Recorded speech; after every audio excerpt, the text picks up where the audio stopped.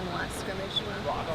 A bunch of young guys. You know, we're going to take a look at a ton of young guys and try to make some personnel decisions on who's going to redshirt, or have them make the decision for us. Really is how it works.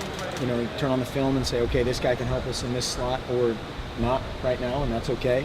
And we'll have kind of those discussions with those guys on Friday. How much can change at this point for a guy who may be on the bubble?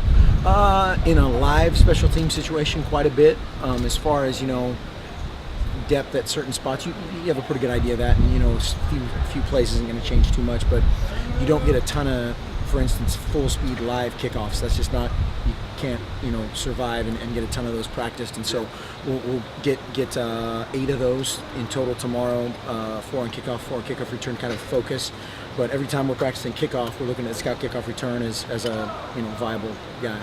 Do any of the freshmen yet know if they're going to redshirt or not? I'm sure there's a couple guys in their minds that have already made the decision, just kind of how their approach has been, but that's not necessarily what you want. But by this time, there's certainly some natural separation for a second or third year backup and a guy who's just been here for 20 some practices, and so you know, that's when you just sit them down and you go, hey, Dion Jordan redshirted and life worked out okay for him, and so we'll have those. Some of those are tougher conversations than others, for sure.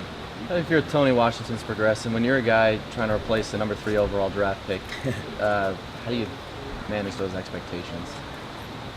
Come to work every day to be a better Tony Washington, and he's practiced really well.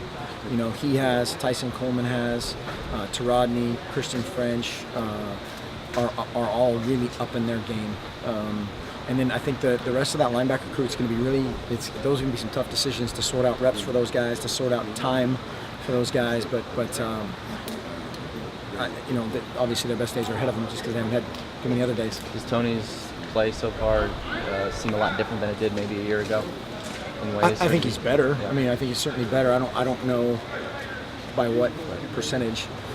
But he's really grown into a leader, a confident guy. He's kind of a calm, quiet, confident guy that gets guys pointed in the right direction.